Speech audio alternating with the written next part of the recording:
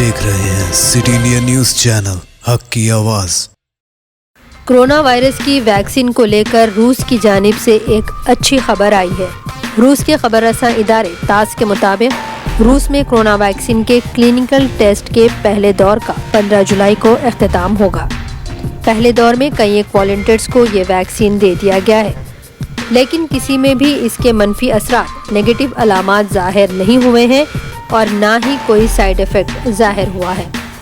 माहिरीन का कहना है कि अब 13 जुलाई से दूसरे दौर के क्लिनिकल ट्रायल्स का आगाज़ होने जा रहा है और अभी से तीसरे दौर के लिए भी रज़ाकारों के नाम इंदराज करना शुरू कर दिए गए हैं, जिसके लिए अब तक हज़ारों की तादाद में वॉलंटियर्स ने अपने नाम दर्ज किए हैं। माहिरीन का कहना है कि ये बात यहाँ समझ लेनी चाहिए कि किसी भी वैक्सीन को 3 दौर के क्लिनिकल ट्रायल के बाद ही वैक्सीन को बाजार में दस्तयाब किया जा सकता है।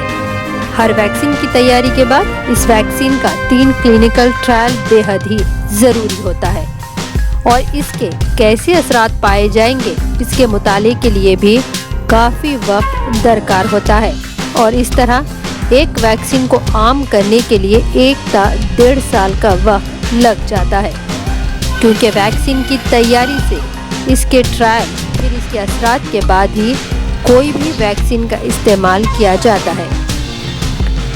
अब देखना ये होगा कि कोरोना वायरस कोविड-19 की वैक्सीन की तैयारी और मार्केट में आने के लिए अभी और कितना वक्त लगेगा। सिटी इंडिया न्यूज़ की हमारी इस रिपोर्ट के साथ दें इजाज़त और आप देखते रहिए सिटी इंडिया न्यूज़ हक की आवाज़।